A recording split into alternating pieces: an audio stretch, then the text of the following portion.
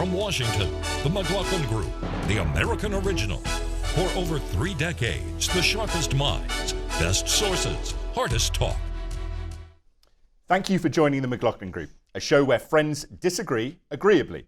I'm your host, Tom Rogan.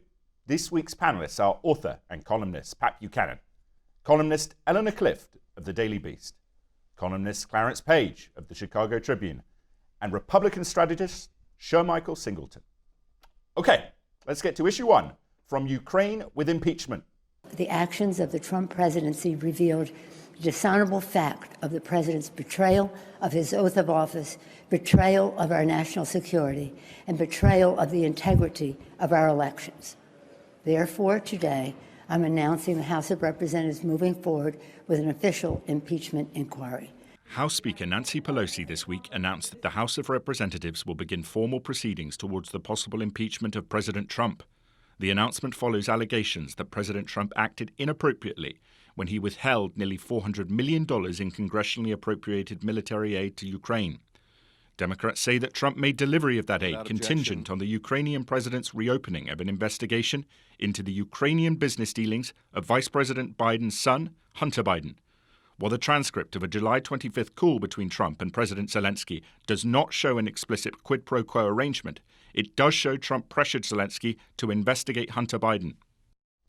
Pat, does the president's conduct here, including in the transcript, show evidence of high crimes and or misdemeanors? No, the transcript does not rise up to its advanced billing, Tom. It didn't quite make it. Okay. But what Nancy Pelosi has done is let loose the dogs of war here. There's no doubt about it. The move to impeachment has become much more real. But what Pelosi has done is she has made the issue between now and the primaries, 4 months from now, entirely impeachment of Trump, all the issues of Hunter Biden and Joe Biden, all the talk about what the president said to President Trump said to the president of Ukraine, Zelensky, all of this and what the whistleblower has said. This whole thing is going to consume us. There's nothing else is going to get done. And I think it's got to go through now the Intelligence Committee, it's got to go through the House Judiciary Committee, it's got to go through the full House, and then to be sent to the Senate. I don't think they're going to do it in the time frame they want. Eleanor. Well, I think the informal deadline is by Thanksgiving, and I think that the Democratic leadership realizes that you can't have months and months of extended hearings, that they're going to focus on the abuse of power with the president basically extorting the president of Ukraine to dig up dirt on his potential rival. And the president was leveraging U.S. military aid to Ukraine, which is in a hot war with Russia. So what the White House released is a roadmap for how the investigation will proceed. I think they will talk to the ambassador to Ukraine, the U.S. ambassador, who was abruptly relieved in April. They will look at a cover-up and what is potentially a cover-up of the various officials who were involved in enabling the president to go forward with this extraordinary abuse of presidential power and the scurrying around of aides now trying to cover things up. So I think there's plenty there, but it's going to be a focused inquiry, and it's political war because Senator John Kennedy, the Republican, previewed the Republican defense when he said he couldn't answer a lot of questions because he was a potential juror in an impeachment trial in the Senate. And he wanted to be able to fairly assess the allegations against President Trump and Vice President Biden, suggesting they're going to put Biden in the docket when he has done nothing wrong. Let's bring Shermichael in. Do you think Hunter Biden and Joe Biden are going to be dragged into this? I mean, I think so. I think if Republicans are smart, they would be wise to do so. Right now, former Vice President Biden remains the front runner for the Democratic Party. If you look at most legitimate polls across the country, he maintains the highest lead out of all of the other candidates above President Trump. So obviously, if your target is to weaken your potential opponents, you want to start with the guy who's number one. I think Democrats, however, have to be careful with this, because when you think about 2018, of the 61, 62 congressional seats that they won, about 40 of them were won by Democrats who beat Republicans, the so-called moderates. those moderates, if they cast a vote in the House to impeach Donald Trump, they're going to have to reconcile that with their voters come 2020, which means if Nancy Pelosi doesn't lose her speakership, she will certainly go into 2021 a more weaker speaker. I was thinking of the same thing, but Nancy Pelosi wouldn't have made this move if she didn't have the support of those members, because she really cares about them. They rose under her watch. They beat Republican incumbents out in those districts, and they're the ones who are on the hot seat now with their own constituents. So it told me as well that the fact that you've had so many members who have moved in this direction that you can't keep a lid on this now, and that Democrats were starting to look weak-kneed for not proceeding. The Democrats have not, they've said you got 218 or however many, but they have not even had a roll call to have an investigation by the Judiciary Committee. That's going to be one of the first things they're going to have to do. They're going to have to say, we want a real impeachment inquiry, not have Nancy Pelosi come out and say, this is an inquiry. But on Joe Biden, how does he survive 4 months where he and what his son did in Ukraine, what his son did in China, what he did in Ukraine, in really dropping the hammer on the president of Ukraine? What did he do in Ukraine? For a What did he $1 do? billion loan? Okay, I'm You sorry. see, all right. What did he do? I'm sorry. I'm Let's sorry. bring Eleanor in, You and then come don't back. get to just throw out charge after charge. That is false. Right. The vice president. Did what? Give me a chance. I'll get there. He worked to remove the prosecutor in Ukraine. It was the position of the Obama administration. It was the position of the IMF. It was the position of the allies. They all wanted him out. You can't say that this was Joe Biden acting on behalf of his son. And there are investigations. The Wall Street Journal has looked at this and found nothing. Fox News has gotten out there and said there is no evidence. And I want to say that the tipping point on impeachment was the 7 Democratic freshman women, all with national security experience and intelligence experience, who wrote an op-ed in the Washington Post and said this is a matter of national security, and how it plays out in their seats, they're willing to take that risk. There is political risk here, Let's but bring it's the right Shermichael in. thing to move against the Shermichael. president who has behaved this way. There is political risk, but I would say, Eleanor, if the Biden campaign was smart, what they would do, to your point, you brought up how this was a position of the Obama administration, the IMF, many of our international allies, which you are correct in that point. But the vice president has not gotten in front of this. His campaign, their surrogates, they haven't stated this. So it sort of baffles me that if that is your position, that the vice president took this point at behest of the then President Obama at the time and our various allies, why not articulate that point to the American people? Well, because Joe Biden believes in the old adage, when you're explaining, you're losing. And that's a fact. Same thing has happened with the other controversies, which have been minor gaffes mostly. But he's right, really. You never see Trump trying to explain anything. He just keeps moving on and just throws barbs back at his accusers. And that's the approach Biden is taking right now. Let me ask you. Look, you got 4 months between now and February, which begins with Iowa, New Hampshire, Nevada, South Carolina. Right. The guys traveling with Biden are already asking him, did you not know that Hunter was getting $50,000 a month from this Ukrainian company being investigated? Did you not know that he got $1 million for his equity fund 2 weeks after you took him to China? All right, but you're going to answer let Clarence respond. Going to answer these questions? Yeah, this is an old controversy. Nobody's found that either he or Hunter have done anything specifically wrong. But this is like the Obama's birth certificate. Donald Trump is going to keep talking about it as if there Will were Joe there Biden there. keep talking about it? No, Biden is not going to keep talking about it. It's the right-wing media that's going to keep pushing it, and it's the Republican defense. But this is a politician in the White House who's gone from pushing the birther theory to then pushing Benghazi and now Biden. It's a nice little illiterate thing, Benghazi, Biden. But Shermichael, there is an issue here that Democrats perhaps aren't, on so much certain ground, which Burisma Holdings, which Hunter Biden works for, even if Hunter Biden did no wrong, is pretty clearly corrupt based on its judicial experience in Ukraine going back a long way. Is that, how does that interrelate with Hunter Biden or Joe? Or does it need to be something forensic that shows Hunter did wrong? I'm not certain, look, to be an objective spectator here, I'm not certain that it does. And I think there could be a miscalculation here on our side, because I do think by focusing on Hunter Biden, you are giving Democrats, if they're smart, the ammunition to start focusing on the president's kids. They're going to start saying, well, look at Jared Kushner, look at Ivanka. And so I think Republicans, as we think about the calculus here, we need to be prepared for potential attacks on the president's kids, where some may argue that there's legitimacy. Which, by the way, doesn't play with the voters. Okay, look, the average pay at a Ukrainian is $200 a month. Tell me why this corrupt oil company was giving Joe Biden's son $50,000 a month for years and years and years when he didn't know poop about the energy industry. Well, the same reason they were giving all that money to the guy who's now in jail. Help me out here. Cohen? Paul Manafort? Yes, Paul Manafort. Exactly. Exactly. Just like No. All right, let's Ellen finish.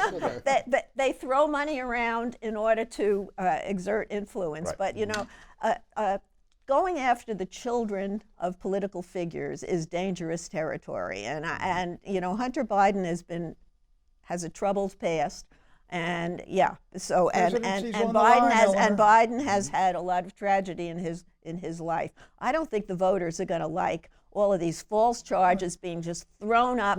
There were other people on that board who were the children with famous last names, and if we're talking about cashing in on the family name, look at 1600 Pennsylvania Avenue. Biden himself, You invited me. Will Joe Biden himself be called to testify before the Intelligence Committee or for the Judiciary Committee or before the House? No. He's got to be. He's not in the docket here. He's not in the docket. It's about a presidential abuse of power. All right, let's have Shermichael with a conclusion. By the way, if that happens, the Democrats are going to call for Trump to testify. All right. And so you're going to have that. It's a circular thing. All right, Shermichael, concluding comment. So what? Shermichael time. Shermichael time. I will say this. I think as things currently stand, if the elections were held today, I believe the president would be reelected. I think the president needs to be very, very surgical with his tactics here. Republicans remain on his side. Democrats are struggling. If they nominate someone like Elizabeth Warren, you isolate a significant percentage of moderates. You isolate your business Democrats on Wall Street who've already stated, we will not vote for Elizabeth Warren. We'll support Donald Trump. Okay. So the president wins here as things currently stand. Okay. And he needs to keep We're on that ending on that trajectory. note because we're going on an issue which I know Pat will be very excited about. Issue 2, globalism versus nationalism. The future does not belong to globalists. The future belongs to patriots. The future belongs to sovereign and independent nations. Addressing the home of globalist politics, the United Nations General Assembly, President Trump this week defended positive nationalism, rebuking those who say international treaties and laws are the best path to a better future. Trump suggested that national governments best serve their citizens' interests. From this foundation, Trump said, nations can cooperate in mutual interest and peace. But if Trump was the voice for nationalism, the UK Supreme Court gave hope to globalists this week. It ruled that Prime Minister Boris Johnson's recent suspension of Parliament was unlawful. This was not a normal prorogation in the run-up to a Queen's speech. It prevented Parliament from carrying out its constitutional role for 5 out of the possible 8 weeks between the end of the summer recess and exit day on the 31st of October. Eleanor, why is there so much passion now about the division between globalism and nationalism in different political Because the world is getting smaller and we're sharing major challenges with climate change and with other issues as well. And nationalism seems to me a way to say, okay, we're only worrying about our own front door and back door, and the rest of the world just go to hell.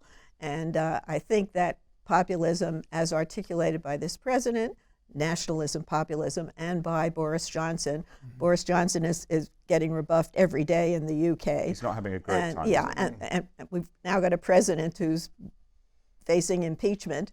So, and you've got all those kids out there marching in the streets, you know, begging their leaders to grow up and take charge. So, you know, I think nationalism has had a brief moment here, but we've got to realize Pat, do you agree with that, Pat Buchanan? that we share with a lot of now different we're countries. in the last Let's just century. take the 5 largest countries in the world: Russia, China, Brazil, United States of America, India.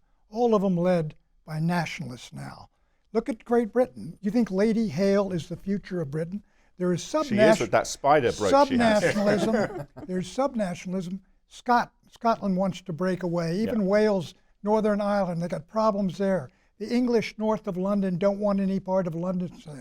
Look, the future belongs basically to nationalism, tribalism, may be good or bad, also racial identity, also religious fundamentalism, sectarianism. Look at the Muslim world. It's Sunni versus Shia. These are the most powerful forces in the world. Now, transnationalism, what built the EU, what built the UN, that was really the mode, and that was the powerful force It's kept the in the peace second for half 70, of the 20th century. 80 years. Well, look, I mean, you say it kept the peace, but Yes. why is nationalism, why are they winning? It's because, frankly, democratic capitalism is not doing the job it was said to be doing at the end of the Cold War. Okay, Clarence. I think you've raised a huge issue Thank here. you. I thought Pat, years ago, and I've written about this, and we've talked about it. You've written for the last 20 years about this sort of a movement. 30, thank you, 30 years about this sort of movement, and I've responded in my column. Pat's a nice guy, but his ideas are out to lunch. I got to hand it to you. After Donald Trump's election, I said, maybe there's something to what Pat's talking about. But I view it a little differently. I don't say the future belongs to nationalism.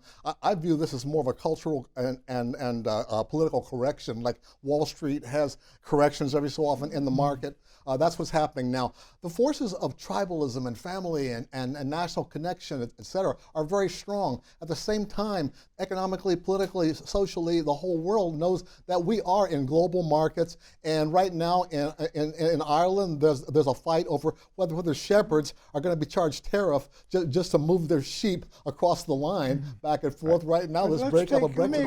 Let me agree in part. Very quickly, and then I'm going to bring in Sherman. I know. There's no doubt. Look, the EU is a transnational movement. The IMF, the World Bank, all these things after World War II. But there's no question now that if you take a look at the EU and you take a look at the Eurozone, the real pressures are centrifugal. I mean, what is Europe mainly concerned about? That's the mass movement of Africans across the Mediterranean into Europe. That's what's creating this nationalism in Central and Eastern Europe. Let Poland be Poland, let Hungary be Hungary. Yeah. These are all the newer movements. Shermichael.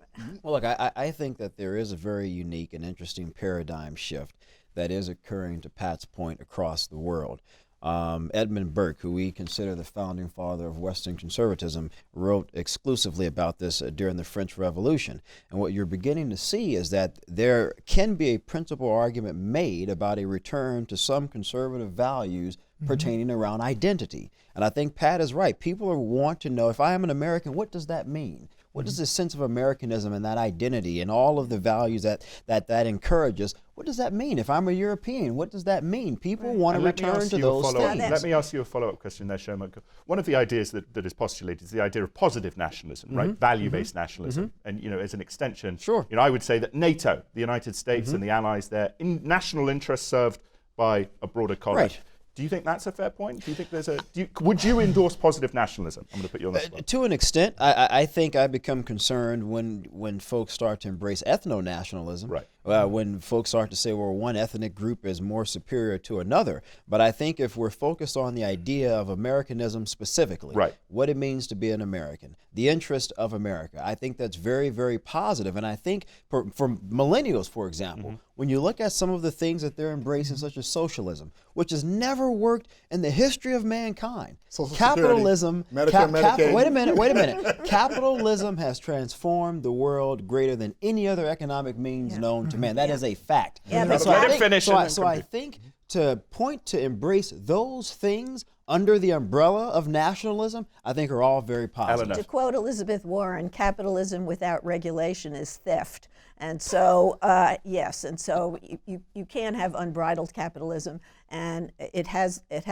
led to the problems that we face. So there need to be restraints, and the millennials, God bless them, recognize that. And under all of these movements, there is that really dark undercurrent of ethno-nationalism was the word you used. No. All right. And you have, and there are certain requirements to be a European or an American that don't recognize the incredible fluidity that we're living with, and that the young people But are you could keep those experiencing. things How at many, bay, I would look, argue. how many people in Europe say, I am a European, as opposed to, I'm a Frenchman, I'm an Italian, I'm a Hungarian, I'm a Pole, I'm a Romanian. And the point is, ethno-nationalism, there's nothing wrong with it. De Gaulle was correct. Well, I don't agree He with that. said what We're we just following want. our model. He said what we want is a Europe of nation states, not a transnational thing sitting on top of all the independent nations of Europe with their own separate histories and identities and the rest of it. Let's bring Shermichael. Shermichael disagree with Yeah, that. I'm intrigued to know why. I don't agree with that. And again, I'll go back to something Sir Roger Scruton, one of my favorite conservative philosophers, wrote in one of his great books in the 80s on conservatism. He said, the question is for the conservative, from what we have inherited, what can be reformed, what can be amended, but what must be thrown away altogether? That's politics. And I think when you take a more theoretical approach to nationalism and you define it, ethno-nationalism does not have a room, and I would argue a very diverse society. If I'm, as an African American, I'm talking to someone who's white, for example, and they tell me that, well, I believe I'm more superior to you merely because of my race, am I supposed to embrace I don't that think form that's of what Pat nationalism? said. I hope That's not what nobody's Pat saying said. that to You're you. talking I white hope nobody's supremacy. saying that to you, at least No, around nobody's Let's let saying. Pat come back. Okay, look. I mean, Pascal said, the heart has reasons Sure. that the mind knows not. Sure. Now, we don't, I mean, you're talking, when you're talking politics, Scruton and Burke and all the rest of it, what is it that really moves people? Take a look, I mean, let's take a look at India. I'm unhappy with what you see with the Hindus and the Muslims like that. One of them feels itself superior and separate, wants its own country. Kashmir, what is that all about? Separate identity. Look, you can deny it all you want and bemoan it, but it is the reality. And I think the with what's distinction. going on. Let's do bring I- Clarence. Let's bring Clarence. in. Yeah, if I could just put in a word for the American way, and I say that proudly, a drafted military veteran and everything else. What does it mean to be an American?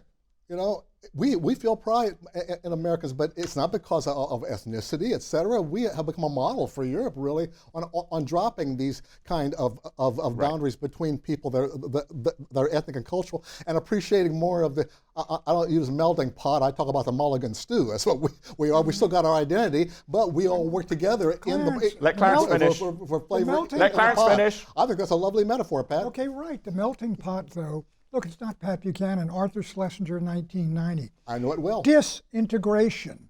The point is, the melting pot is not melting. We're not all becoming one nation, one people. No, We're dividing by it race. It doesn't have to be. class. it Let Pat doesn't- finish. We're look, the country is dividing by race and class and ideology. All of these things, it's breaking down. That's not Eleanor? what Schlesinger But said. we're all under the American flag, and you can have your own traditions and your own cultural values, and that doesn't mean that that's the only way to go. I think there is a multiplicity here of cultures and values that you don't seem to recognize. Quickly. The greatest multicultural and multinational country on earth was the Soviet Union and then Yugoslavia.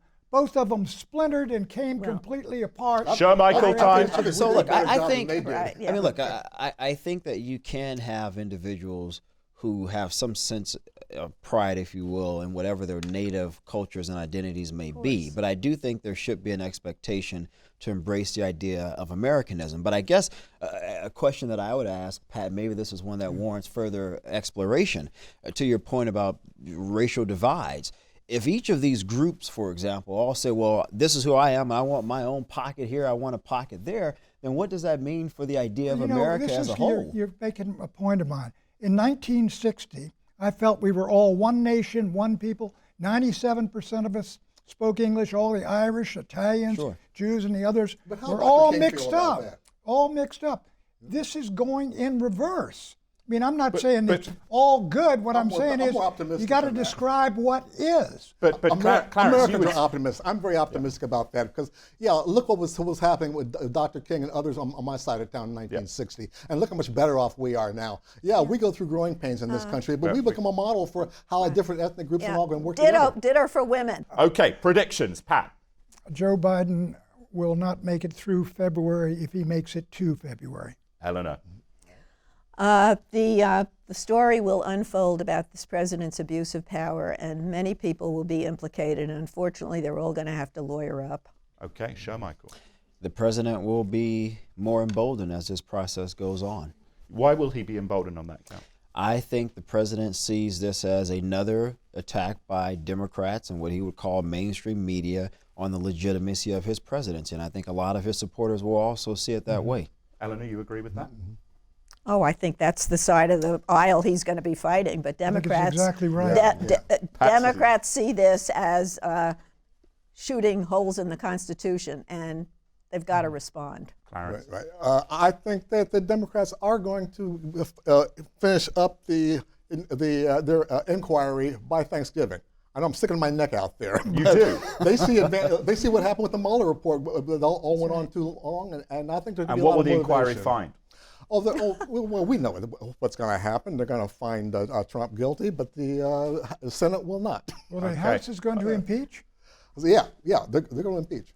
Well, that's my prediction. Okay, I predict, this is a good one, I predict, and I stand by it, forthcoming new evidence will further suggest that unidentified aerial phenomena, as recorded by the US Navy and others, is intelligent operated machinery not of this earth. Uh-oh. I'm standing by that. Thank you for watching. See you next time.